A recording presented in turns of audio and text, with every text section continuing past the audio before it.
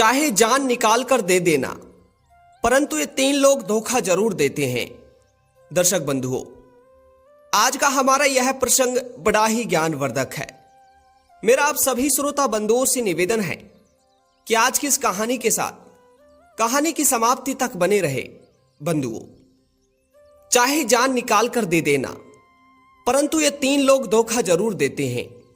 ये तीन लोग कभी भी भरोसे के लायक नहीं होते। बंधुओं, आज की इस कहानी के साथ कहानी की समाप्ति तक बने रहे, क्योंकि आज का हमारा ये प्रसंग बड़ा ही ज्ञानवर्धक और बड़ा ही मार्मिक है। बंधुओं, यदि हो सके तो कहानी के साथ कहानी की समाप्ति तक बने रहे। और अभी तक आप लोगों ने हमारे YouTube चैनल ज्ञानवर्धक कहानी को सब्सक्राइब नहीं किया तो हमारे चैनल को सब्सक्राइब अवश्य कर लिए। बंधुओं, आइए आज की इस कहानी के माध्यम से जानते हैं कि आखिर कौन से हैं वे तीन लोग जिन्हें जान निकाल कर देने पर भी वे कभी भरोसे के लायक नहीं होते। बंधुओं, आइए आप सभी का ज्यादा समय बर्बाद ना करते हुए आज की इस कहानी को शुरू करते हैं। बंधुओं, काफी समय पहले की बात है। किसी राज्य में एक राजा हुआ करता था। उस राजा के तीन पुत्र थे। तीनों ही पुत्र बड़े ही प्रबल, जवान और सुंदर थे। परंतु जो राजा था, वह राजा अपने सबसे छोटे वाले पुत्र पर बहुत कम विश्वास किया करता था। वह राजा अपने छोटे वाले पुत्र को मंद बुद्धि समझा करता था। बंधुओं, उधर एक दिन की बात है। राजा अपने दरबार में बैठा हुआ था। तभी राजा का एक मंत्री आता है और राजा से कहता है, महाराज गजब हो गया। बंधुओं, तभी मंत्री की बात सुनकर राजा कहता है, हे मंत्री बताइए आखिर क्या हुआ। तभी मंत्री राजा से कहता है कि महाराज, हमारे राज्य का जो बगीचा है, उस बगीचे में एक सोने का पेड़ है और उस पेड़ में सोने के फल आते हैं। महाराज, अभी अभी हमें माली के द्वारा संदेश आया है कि रोज रात्रि को हमारे बगीचे में से उस सोने का फल गायब हो जाता है। महाराज, हमने जब इस बात के बारे में माली को पूछा तो माली ने कहा कि हमें इस चोरी के बारे में कोई पता नहीं है। दर्शक बंधुओं, तभी महाराज काफी समय तक सोचते हैं और सबसे पहले माली को बुलाते हैं। माली के आने के बाद महाराज माली से कहते हैं कि माली, हमारे बगीचे की रखवाली के लिए हमने तुम्हें रखा है, परंतु उसके बावजूद भी हमारे बगीचे से आखिर चोरी कैसे हो सकती है। दर्शक बंधुओं, तभी माली राजा से कहता है, महाराज मैं रोज दिन और रात दोनों ही समय बगीचे की रखवाली करता हूं, परंतु महाराज मुझे इस बात का बिल्कुल भी तनिक भी पता नहीं है कि आखिर बगीचे से चोरी कैसे हुई है। दर्शक बंधुओं, तभी माली की इस मूर्खता को देखकर राजा माली को काम से हटा देते हैं। दर्शक बंधुओं, तभी राजा सबसे पहले अपने सबसे बड़े बेटे, अपने सबसे ज्यादा विश्वसनीय पुत्र को बुलाते हैं और अपने बड़े पुत्र को बुलाकर बड़े पुत्र से कहते हैं कि हे पुत्र, हमारे बगीचे में एक सोने का पेड़ है और उस सोने के पेड़ में सोने के फल आते हैं। पुत्र, अभी अभी हमें पता चला है कि रोज हमारे उस पेड़ से एक फल गायब हो जाता है। पुत्र, अब हम ये जिम्मेदारी तुम्हें सौंपते हैं। तुम्हें यह पता करना है कि आखिर हमारे बगीचे से जो चोरी करने वाला चोर है, आखिर वह कौन है, और उसे पकड़कर तुम्हें हमारे सामने लेकर आना है। दर्शक बंधुओं, अब उसके बाद में राजा का जो पुत्र था, वह अपने पिता के सामने हाथ जोड़कर प्रणाम करता है और पिता से कहता है कि पिताजी, आपने इस कार्य के लिए हमें चुना, हम बड़े ही भाग्यशाली हैं। हे पिताजी, मैं आपका इस कार्य को, आपके इस आदेश को अवश्य पूर्ण करूंगा। श्रोताओं बंधुओं, उसके बाद में दिन में ही राजा का बड़ा पुत्र उस बगीचे में जाकर बैठ जाता है। अब राजा के बड़े पुत्र को सारा दिन हो जाता है। धीरे धीरे शाम ढलने को चली थी। राजा का बड़ा पुत्र उस पेड़ के सामने ही बैठ जाता है। आधी रात्रि तक वह उस बगीचे में जागकर रखवाली करता है और आधी रात्रि होते ही उसकी आंखें लगने लगती है। दर्शक बंधुओं, जब सुबह होते ही राजा का बड़ा पुत्र देखता है तो वह देखता है कि और दिन की भली भांति आज भी उस सोने के वृक्ष से एक फल गायब हो चुका है। दर्शक बंधुओं, अब यह देखकर वह थोड़ा चिंतित हो जाता है और उसके बाद में वह अपने पिता के पास चला जाता है। अब पिता के पास जाते ही वह अपने पिता से कहता है कि पिताजी, मुझसे बहुत बड़ी भूल हो गई है। मैंने आपके आदेश अनुसार कल सारे दिन बगीचे की रखवाली की, रात्रि को भी मैंने बगीचे की रखवाली की, परंतु मैं बहुत मजबूर हूं और बहुत शर्मिंदा हूं कि मैंने आपके आदेश अनुसार उस चोर को नहीं पकड़ पाया।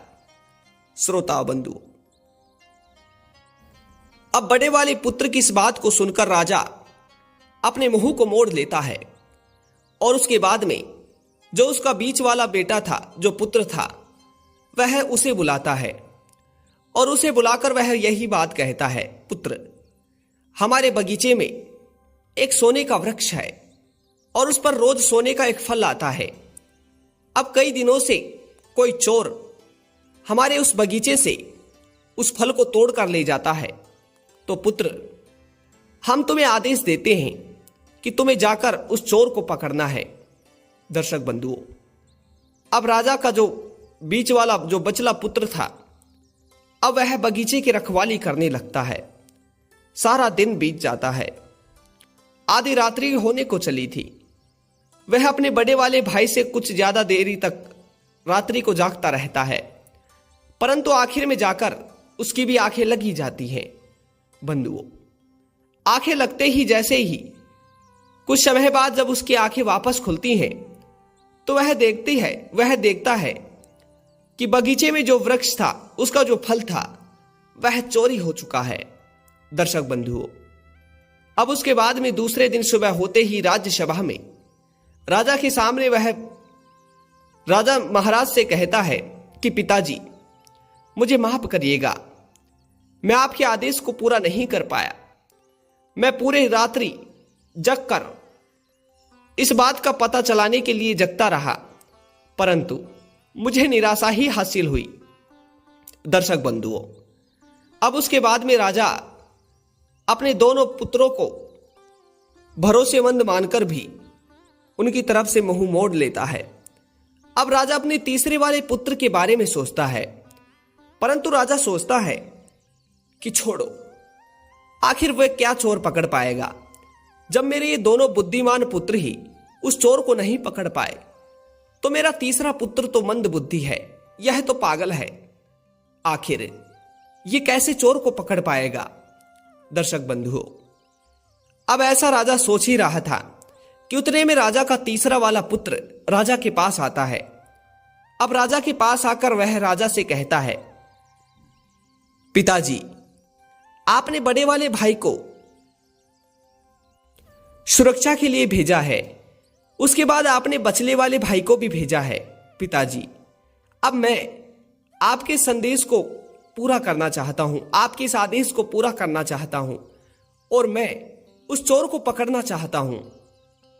दर्शक बंधुओं, उसके बाद में राजा का जो मंदबुद्धि पुत्र था, अब वह उस बगीचे की रखवाली के लिए चला जाता है।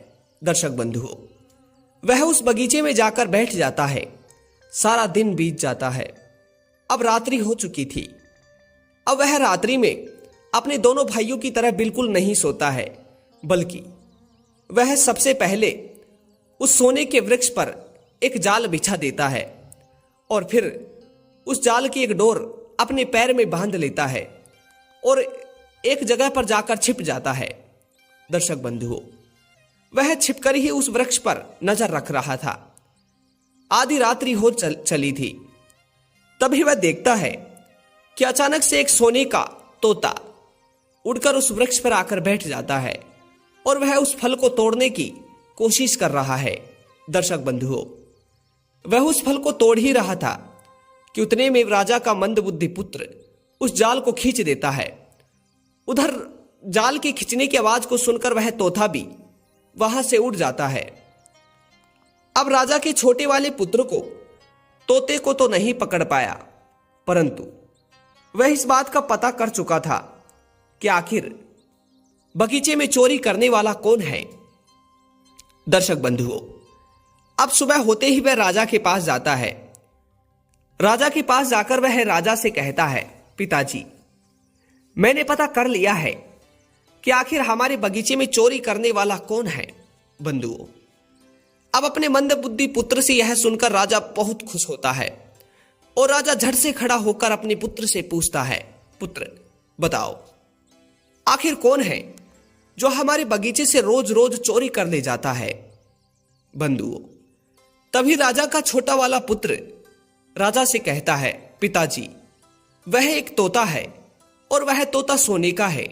पिताजी, मैंने आपका आदेश का मैंने पालन किया है और अब अगर आपको वह तोता चाहिए तो मैं आपको वह तोता भी लाकर दे सकता हूं। दर्शक बंधुओं, तभी राजा अपने छोटे वाले पुत्र को मना करता है और राजा अपने सबसे बड़े वाले पुत्र को अपने पास बुलाता है और अपने बड़े वाले पुत्र से कहता है, पुत्र, तुम्हारे छोटे वाले भाई ने उस चोर का पता कर लिया है और वह चोर एक तोता है। अब तुम्हारे छोटे वाले भाई का तो कर्तव्य पूरा हुआ, परंतु मैं चाहता हूं कि उस तोते को तुम मेरे पास पकड़ कर लाओ। दर्शक बंधुओं, तभी राजा अपने बड़े वाले पुत्र को उस तोते को पकड़ने के लिए भेज देता है। बंधुओं, अब राजा का बड़ा वाला पुत्र अपने पिता से आदेश लेकर जंगल की तरफ चल देता है। आधे जंगल में पहुंचकर राजा के बड़े वाले पुत्र को एक वृक्ष के नीचे एक लोमड़ी बैठी हुई मिलती है। तभी लोमड़ी राजा के बड़े वाले पुत्र से कहती है, हे राहगीर, आखिर तुम कहां जा रहे हो। तभी राजा का पुत्र लोमड़ी से कहता है, हे लोमड़ी, मैं एक तोते को पकड़ने के लिए जा रहा हूं और वह तोता एक सोने का तोता है। वह तोता हमारे बगीचे में आकर रोज चोरी करता है और मैं उसी तोते को पकड़ने के लिए जा रहा हूं। दर्शक बंधुओं, तभी लोमड़ी राजा के पुत्र से कहती है, हे राहगीर, अगर वास्तव में तुम्हें वह तोता चाहिए तो मैं तुम्हारी कुछ मदद कर सकती हूं। बंधुओं, लोमड़ी के मुख से मदद की बात सुनकर राजा का पुत्र जड़ से लोमड़ी के पास बैठ जाता है और लोमड़ी से मदद मांगने लगता है। तभी लोमड़ी उस तोते का पता बताती है। लोमड़ी राजा के पुत्र से कहती है कि हे राहगीर, अगर तुम्हें वास्तव में वह तोता चाहिए तो यहां से मीलों दूर जाओ। थोड़ा आगे चलकर तुम्हें 2 महल दिखाई देंगे, जिसमें से एक महल तुम्हें टूटा फूटा दिखाई देगा और एक महल तुम्हें पूरी तरह से सजा धजा दिखाई देगा। तुम उस टूटे फूटे महल में चले जाना और उसी महल के अंदर तुम्हें वह तोता मिलेगा। बंधुओं, इतना कहकर वह लोमड़ी वहां से भाग जाती है। बंधुओं, अब उस लोमड़ी की बात को सुनकर वह राजा का पुत्र लोमड़ी के द्वारा बताए गए रास्ते जाने लगता है। काफी आगे जाने के बाद उसे लोमड़ी के कहने के अनुसार 2 महल दिखाई देते हैं, जिसमें से एक महल बिल्कुल खंडर पड़ा था और एक महल पूरी तरह से सजा धजा था। तो राजा का पुत्र सोचने लगता है कि वह लोमड़ी मूर्ख है। आखिर वह सोने का तोता इस खंडर भरे महल में क्यों रहेगा। आखिर वह सोने का है तो वह तो इस सजी धजी महल में ही रहेगा जिसमें चमक धमक है। दर्शक बंधुओं, तभी राजा का पुत्र सोचता है कि हो ना हो वह तोता इस नए वाले महल में ही होगा। बंधुओं, अब यह सोचकर राजा का पुत्र उस सजी धजी महल के अंदर चला जाता है। वहां जाकर वह देखता है कि महल के अंदर कई सारी वेश्याएं नृत्य कर रही हैं, कई सारे लोग मदिरा पान कर रहे हैं। बंधुओं, वहां में जाने के बाद ही राजा का पुत्र उन वेश्याओं के साथ आसक्त हो जाता है और वहीं रम जाता है। दर्शक बंधुओं, अब वह अपने पिता के पास कई महीनों तक नहीं लौटता है, तो राजा सोचता है कि हो ना हो मेरा पुत्र किसी जानवर की चपेट में आकर लगता है मृत्यु को प्राप्त हो गया है। दर्शक बंधु, तभी राजा अपने दूसरे वाले पुत्र को अपने पास बुलाता है और अपने दूसरे वाले पुत्र से कहता है कि हे पुत्र, काफी महीनों पहले तुम्हारे बड़े वाले भाई उस तोते को पकड़ने के लिए गए थे, परंतु वह तो अभी तक लौट कर नहीं आई। हमें लगता है कि किसी जानवर की चपेट में आकर वह मृत्यु को प्राप्त हो गए हैं। हे पुत्र, अब तुम्हें ही हमारा यह आदेश पूरा करना है। जाओ और उस सोने के तोते को पकड़ कर लाओ, और अगर तुम्हें तुम्हारा भाई कहीं मिल जाए तो उसे भी पकड़ कर ले आना।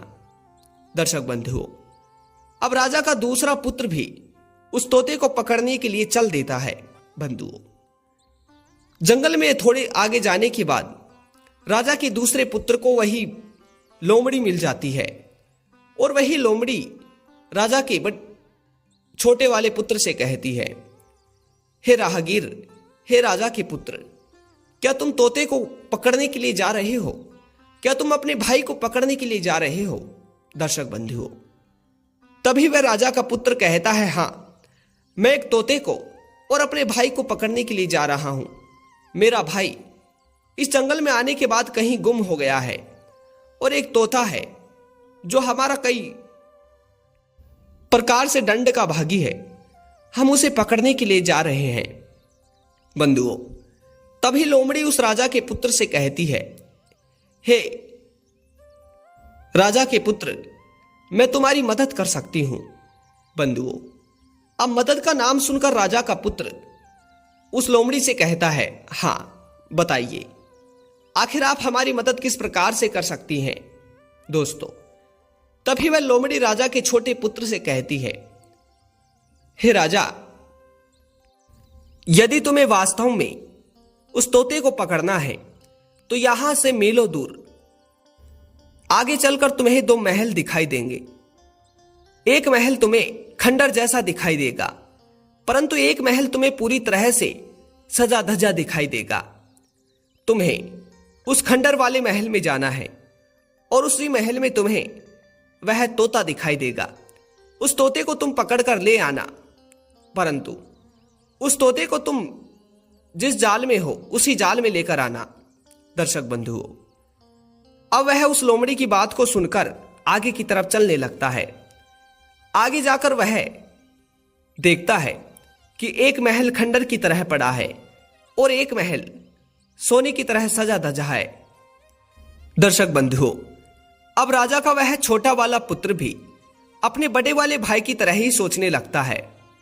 वह सोचता है कि आखिर वह सोने का तोता क्या मूर्ख है जो वह खंडर वाले महल में रहेगा। आखिर वह सोने का तोता है तो उसे तो इस सोने के महल में ही रहना चाहिए। मुझे लगता है कि उस लोमड़ी ने हमें मूर्ख बनाया है। वह सोने का तोता इस सोने वाले महल में ही होगा, इस खंडर में तो कोई भूलकर भी नहीं घुसेगा। दर्शक बंधुओं, अब राजा का वह छोटा वाला पुत्र अपने बड़े वाले भाई की तरह उस सोने वाले महल में ही चला जाता है। वहां पर जाकर वह देखता है कि उसका बड़ा वाला भाई कई सारी वेश्याओं में आसक्त हुआ पड़ा है, कई सारे लोगों के साथ मदिरा पान कर रहा है। दर्शक बंधुओं, अब वह भी वहां पर जाने के बाद वहां की चकाचौंध देखकर वहीं पर रम जाता है। दर्शक बंधुओं, अब उसे वहीं पर काफी महीने बीत जाते हैं। अब काफी महीने बीत जाने के बाद राजा सोचता है कि मुझे लगता है मैंने अपने दोनों पुत्रों को खो दिया है। दर्शक बंधुओं, अब राजा सोचता है कि अब तो मेरा एक ही पुत्र बचा है, मैं इसे खोना नहीं चाहता। बंधुओं, तभी राजा का छोटा वाला पुत्र राजा के पास आता है और राजा से कहता है कि पिताजी, क्या बात है। तभी राजा अपने पुत्र को सारी बात बताता है और कहता है कि पुत्र, तुम्हारे दोनों भाई उस तोते की तलाश में यहां से मीलों दूर गए हैं, परंतु इतने वर्ष हो गए अभी तक लौट कर नहीं आए। दर्शक बंधु, तभी राजा का छोटा वाला पुत्र राजा से कहता है, पिताजी अगर आपकी आज्ञा हो तो आप बताइए, क्या मैं भैया और उस तोते को ढूंढ कर ला सकता हूं? अगर आपकी आज्ञा हो तो मैं आपके आदेश का पालन अवश्य करूंगा। दर्शक बंधुओं, तभी राजा अपने छोटे वाले पुत्र की तरफ देखता है और वह मन ही मन सोचता है कि आखिर मेरे दोनों पुत्र बड़े ही बुद्धिमान और बड़े ही बलशाली थे। जब वे लोग ही उस तोते को नहीं पकड़ पाए और आज तक लौट कर नहीं आए, तो भला मेरा ये पुत्र तो बिल्कुल मंद बुद्धि है, भला ये क्या कर पाएगा। दर्शक बंधुओं, अब ऐसा सोचने के बाद भी राजा अपने उस छोटे वाले पुत्र को वहां पर जाने की अनुमति दे देता है। बंधुओं, अब राजा का छोटा वाला पुत्र अपने दोनों भाइयों को ढूंढने के लिए और उस तोते को पकड़ने के लिए उस जंगल की तरफ जाने लगता है। आधे जंगल में पहुंचकर राजा के छोटे पुत्र को वही लोमड़ी मिलती है। वह लोमड़ी एक वृक्ष के पास बैठी हुई थी। राजा का छोटा पुत्र वहीं होकर गुजर रहा था। तभी लोमड़ी आगे से राजा के पुत्र से कहती है, अरे भाई, क्या तुम एक तोते को पकड़ने के लिए जा रहे हो? दर्शक बंधुओं, तभी राजा का पुत्र कहता है, हां, मैं एक सोने के तोते को पकड़ने के लिए जा रहा हूं। वह तोता रोज रोज हमारे बगीचे में आकर चोरी करता था और हम उसी से परेशान हैं, और मेरे पिता ने मुझे उस तोते को पकड़ने का आदेश दिया है। अब मुझे किसी भी हालात में अपने पिता के आदेश को पूरा करना है। दर्शक बंधुओं, तभी लोमड़ी उस राजा के पुत्र से कहती है, अरे भाई, अगर तुम्हारी इच्छा हो तो मैं क्या तुम्हारी इसमें मदद कर सकती हूं? बंधुओं, तभी राजा का पुत्र कहता है, हां, आप मुझे बताइए कि आखिर वह तोता मुझे कहां मिलेगा। बंधुओं, तभी लोमड़ी राजा के पुत्र से कहती है, हे भाई, अगर वास्तव में तुम्हें तोता चाहिए तो मेरी बात ध्यान से सुनो। यहां से मीलों दूर आगे चलकर तुम्हें दो महल दिखाई देंगे, जिसमें से तुम्हें एक महल बिल्कुल खंडर पड़ा दिखाई देगा और एक महल तुम्हें पूरी तरह से चकाचौंध दिखाई पड़ेगा। तुम्हें उस खंडर वाले महल में जाना है और उस महल में जागते ही तुम्हें दूर से ही वह तोता दिखाई पड़ जाएगा। अब वह तोता दिखाई पड़ते ही वह तोता जिस भी पिंजरे में तुम्हें मिले उसी पिंजरे में उठाकर तुम उसे ले आना। गलती से उसे किसी दूसरे पिंजरे में मत डालना, अन्यथा तुम वहां के राजा के द्वारा पकड़े जाओगे। दर्शक बंधुओं, अब राजा का वह पुत्र उस लोमड़ी की बात को ध्यान से सुनता है और लोमड़ी के कहने के अनुसार उस रास्ते से मीलों दूर चल देता है। दर्शक बंधुओं, श्रोताओं बंधुओं, रास्ते चलते चलते उसे लोमड़ी के अनुसार दो महल दिखाई देते हैं, जिसमें से एक महल पूरी तरह से वीरान पड़ा था और एक महल में पूरी तरह से चकाचौंध थी। अब लोमड़ी के कहने के अनुसार वह राजा का पुत्र उस खंडर वाले महल में ही चला जाता है। खंडर वाले महल में जाते ही जैसे ही वह दरवाजा खोलता है तो वह देखता है कि पास में ही एक तोता एक लकड़ी के पिंजरे में बंधा हुआ है। दर्शक बंधुओं, तोते को पाकर वह बड़ा खुश होता है।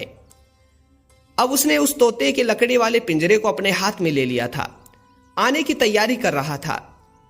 तभी वह देखता है कि पास में एक सोने का पिंजरा रखा हुआ है।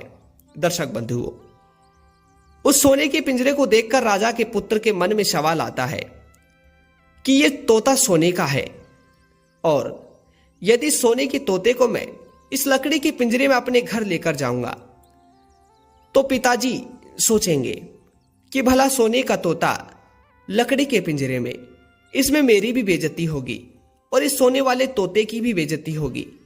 क्यों ना मैं इस सोने के तोते को सोने के पिंजरे में लेकर चलूं।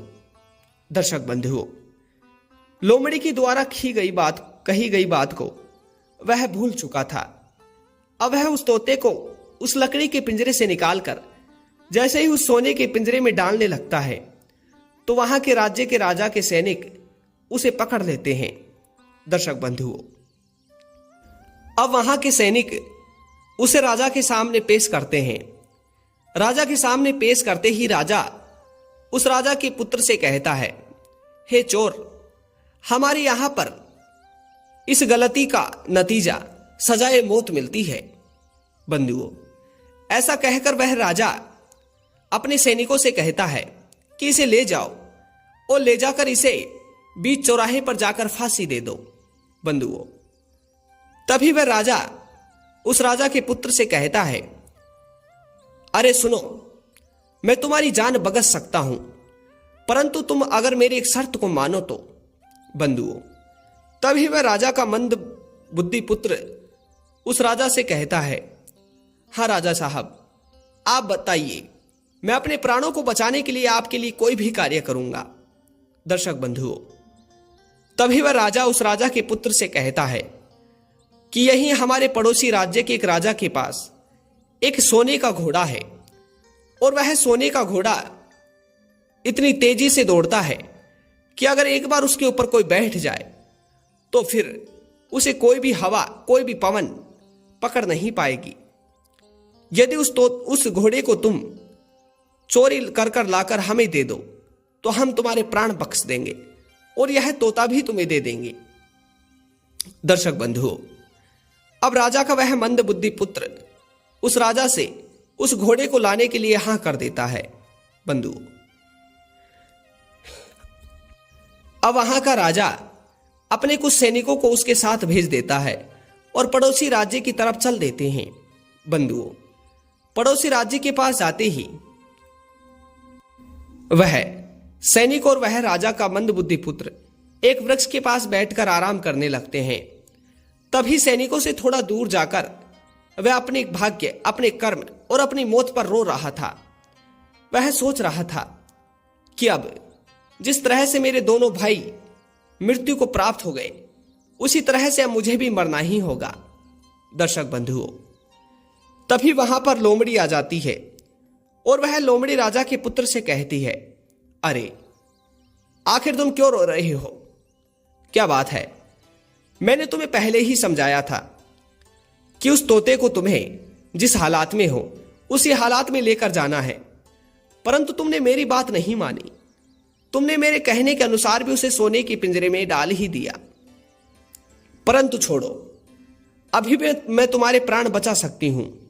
दर्शक बंधुओं, तभी वह लोमड़ी उससे कहती है कि सुनो, अब तुम्हें अगर वह सोने का घोड़ा प्राप्त करना है तो तुम्हें यहां से सीधे उस राजा के महल में नहीं बल्कि उस राजा के अश्वशाला में जाना है। वहां पर जाते ही तुम्हें सीधे अश्वों के कई सारे थमेले में घुस जाना है।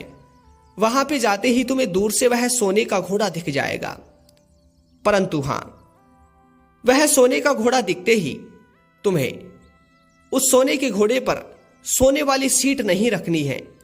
यदि तुमने उस सोने वाली सीट को उसके ऊपर रख दिया तो तुम पकड़े जाओगे।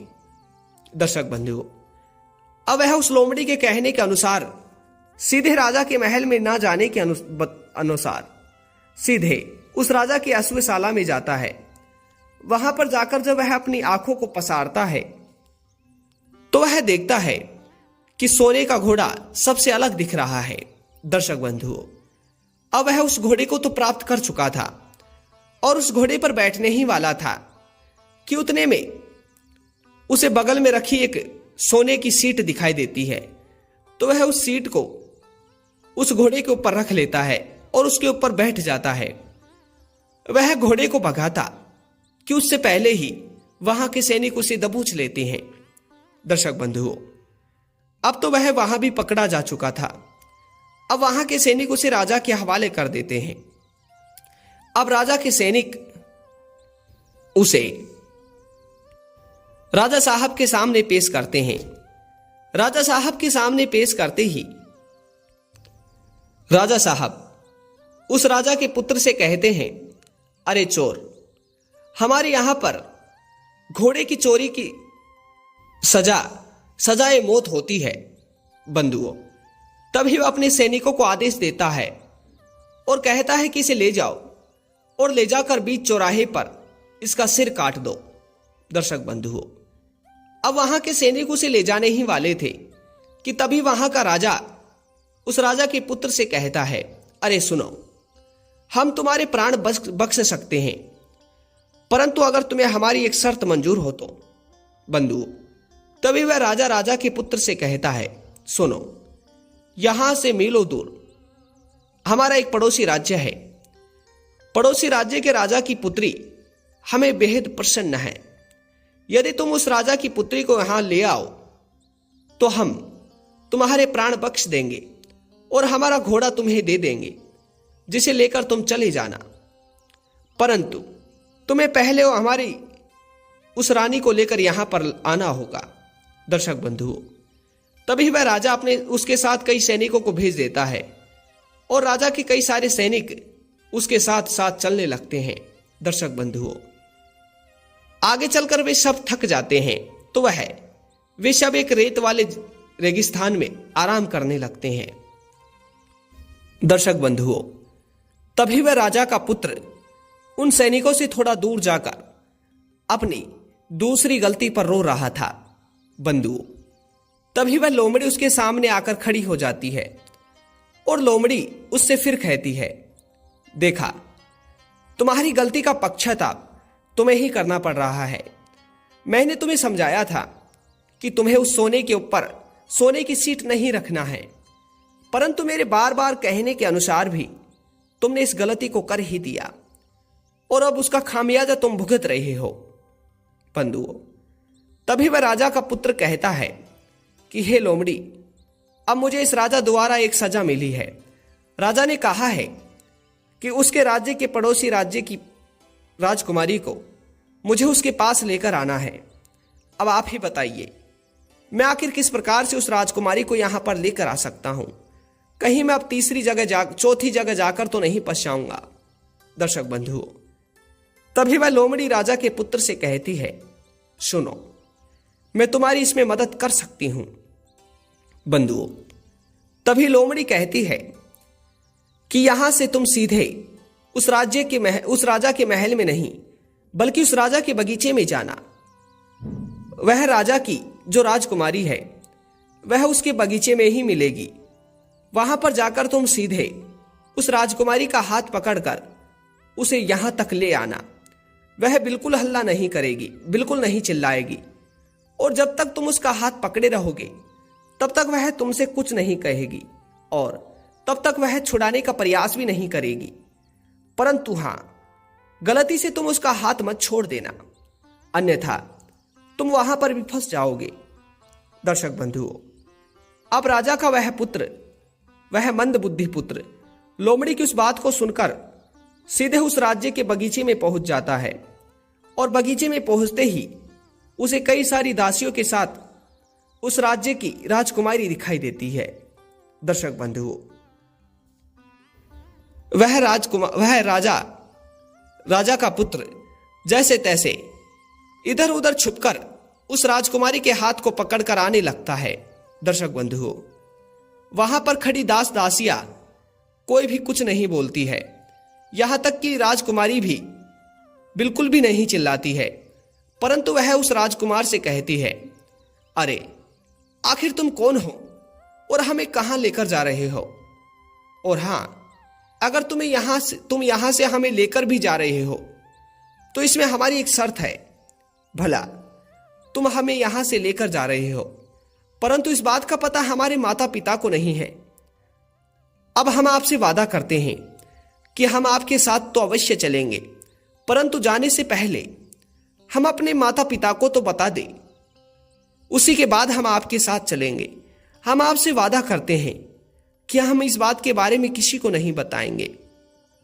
दर्शक बंधुओं, उधर राजकुमारी की बात को सुनकर वह राजा का पुत्र सोचता है कि आखिर सही बात है, यह हमारे साथ जाने के लिए खुद ही तैयार है, तो भला मैं इसे पकड़कर क्यों लेकर चलूं? जब वह स्वयं ही मेरे साथ जाने को तैयार है तो फिर आखिर इसका हाथ पकड़ ले जाने की आवश्यकता ही नहीं है बंधुओं। यह सोचकर वह उसका हाथ छोड़ देता है और हाथ छोड़ते ही वह जोर जोर से चिल्लाने लगती है। दर्शक बंधुओं, अब वहां के राजा के सैनिक उसे पकड़कर राजा के सामने पेश कर देते हैं। अब राजा के उस पुत्र की इस गलती को देखकर वहां का राजा बहुत क्रोधित होता है और क्रोधित होकर राजकुमार को, वह राजा के पुत्र को उसके दोनों हाथ काटने, उसकी दोनों आंख फोड़ने और उसका लिंग काटने का आदेश देते हैं। दर्शक बंधुओं, अब वहां के सैनिक उसे पकड़कर ले जाने ही वाले थे कि उतने में वह राजा उसके मुख्य तेज की तरफ देखता है और वह राजा उस राजा के पुत्र से कहता है, अरे सुनो, हम तुम्हारे प्राण बख्श सकते हैं और अपनी इस पुत्री का विवाह तुम्हारे साथ करवा सकते हैं, परंतु इसमें हमारी एक शर्त है। देखो, हमारे इस महल के ठीक सामने एक बहुत ऊंचा पहाड़ है। वह पहाड़ हमारे इस राज्य की चमक धमक को बिल्कुल छुपा कर रखा है, यानी कि इस पहाड़ की वजह से हमारा राज्य अन्य राज्यों को देख नहीं पाता और सूर्य की ठीक किरणें हमारे महल पर नहीं पड़ती। यदि 7 दिन के भीतर तुम इस पहाड़ को पूरी तरह से मिटा दोगे या फिर नीचे गिरा दोगे तो हम अपनी पुत्री का विवाह तुम्हारे साथ कर देंगे और तुम इसे लेकर यहां से चले जाना। दर्शक बंधुओं, अब राजा का पुत्र उस राजा की शर्त को मान लेता है बंधुओं, और एक छीनी और हथौड़ा लेकर उस पहाड़ को फोड़ने के लिए लग जाता है। दर्शक बंधुओं, अब उस राजकुमार को पूरे 6 दिन बीत चुके थे और 6वें दिन रात्रि हो चली थी। उस राजकुमार ने आधे पहाड़ को भी नहीं तोड़ा था और वह पहाड़ पर बैठा बैठा रो रहा था। तभी वह लोमड़ी वहां पर आती है और वह राजकुमार लोमड़ी से कहता है, अरे लोमड़ी, अब तो मैं बहुत बुरा फंस गया हूं। अब मुझे मरने से कोई नहीं रोक पाएगा। यहां के राजा ने मुझे इस पहाड़ को फोड़ने का आदेश दिया है, परंतु कल पूरे 7 दिन हो जाएंगे और कल सुबह होते ही मुझे राजा फांसी की सजा दे देगा। अब मैं इस पूरे पहाड़ को आधा भी नहीं फोड़ पाया। अब तो मुझे लगता है कि मुझे मरना ही होगा। दर्शक बंधुओं, तभी वह लोमड़ी उस राजा के पुत्र से कहती है, हाँ, तुमने सत्य कहा, अब तो तुम्हें मरना ही होगा, क्योंकि तुम बार बार मूर्खता कर देते हो। मैंने तुम्हें इतनी बार समझाया, परंतु मेरे समझाने के बावजूद भी तुम मेरे समझाने के अनुसार काम नहीं करते और तुम्हारी यही लापरवाही तुम्हें मरवाएगी। दर्शक बंधुओं, तभी वह राजा का पुत्र लोमड़ी से कहता है, हे लोमड़ी, मैं तुम्हारे सामने हाथ जोड़ता हूं, इस बार मेरे प्राणों को बचा लो। मैं तुम्हारा यह एहसान मरते दम तक नहीं भूलूंगा, परंतु मुझे आज इस संकट से बचा लो। दर्शक बंधुओं, तभी वह लोमड़ी कहती है, ठीक है, अब तुम इस हथौड़े को यहीं रखकर और महल के भीतर जाकर सो जाओ। सुबह होते ही तुम खुद देख लेना, यह पहाड़ पूरी तरह से टूटकर नीचे गिर जाएगा। दर्शक बंधुओं, अब वह राजा का पुत्र महल में जाकर सो जाता है। जब राजा सुबह उठता है तो राजा देखता है कि उसके महल के सामने का जो पहाड़ था वह पूरी तरह टूटकर नीचे गिर चुका है और सूर्य की पूरी किरणें उसके महल पर लग रही हैं और उसका महल पूरी तरह से चमक दमक रहा है। दर्शक बंधुओं, यह नजारा देखकर राजा बहुत प्रसन्न होता है और वह अपनी पुत्री का विवाह उस राजा के पुत्र के साथ कर देता है। दर्शक बंधुओं, अब वह अपने विवाह होने के बाद उस राजा की पुत्री को अपने साथ लेकर जंगल की तरफ आने लगता है। दर्शक बंधुओं, तभी वह राजा का पुत्र उस लोमड़ी को याद करता है और लोमड़ी को याद करते ही लोमड़ी से कहता है, हे लोमड़ी, तुम्हारे कहने के अनुसार मैंने किया और मैं इस एक दुविधा से तो बच गया हूं, परंतु अब मैं उस घोड़े और उस तोते को प्राप्त कैसे करूं? अब तुम ही कोई युक्ति बताओ। बंधु, तभी लोमड़ी उस राजा के पुत्र से कहती है, सुनो, यहां से सीधे इस राजकुमारी को लेकर तुम उस राजा के पास जाओ जिसने इस राजकुमारी को मंगवाया था, और उस राजा से जाकर कहो कि मैं आपके आदेश अनुसार राजकुमारी को लेकर आ चुका हूं, परंतु अब शर्त के अनुसार आप सबसे पहले उस घोड़े को हमारे सामने लाइए, तभी हम राजकुमारी को आपको थमा देंगे। और जैसे ही राजा उस घोड़े को तुम्हारे सामने लाकर खड़ा करे तो तुम झट से उस घोड़े पर बैठकर वहां से भाग जाना, क्योंकि इस घोड़े की रफ्तार इतनी है कि उसे कोई भी चाल पकड़ नहीं सकती। दर्शक बंधुओं, तभी लोमड़ी कहती है कि आगे जाने के बाद तुम उस तोते वाले महल में पहुंच जाना और वहां के राजा के पास जाकर उस राजा से कहना कि आपके कहने के अनुसार हम घोड़ा लेकर आए हैं, परंतु पहले आप हमारे उस तोते को लाकर दीजिए, तभी हम आपको उस घोड़े को देंगे। और जैसे ही वहां का राजा तुम्हें तोता लाकर दे तो तुम उस तोते को लेकर घोड़े पे बैठकर वहां से भाग जाना। दर्शक बंधुओं, अब वह राजा का पुत्र वैसे ही करता है। वह एक राजा के पास पहुंचता है और राजा के पास जाकर राजा से कहता है कि हे राजा साहब, आपके कहने के अनुसार हम राजकुमारी को यहां लेकर आए हैं, और अब आप शर्त के अनुसार उस घोड़े को हमारे सामने लाइए, तभी हम राजकुमारी को आपको देंगे।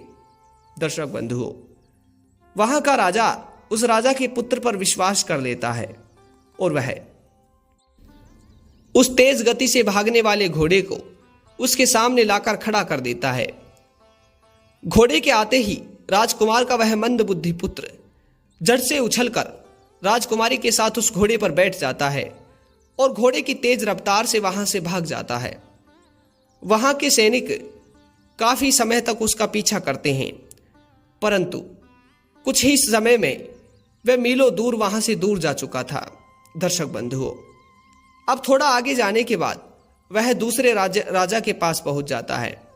उस तोते वाले राजा के पास जाकर वह उस राजा से कहता है, महाराज, आपके कहने के अनुसार मैं इस तेज गति से भागने वाले घोड़े को लेकर आया हूं। अब आप शर्त के अनुसार उस तोते को यहां ले आइए और हमारे हाथ में थमा दीजिए और इस घोड़े को रख लीजिए।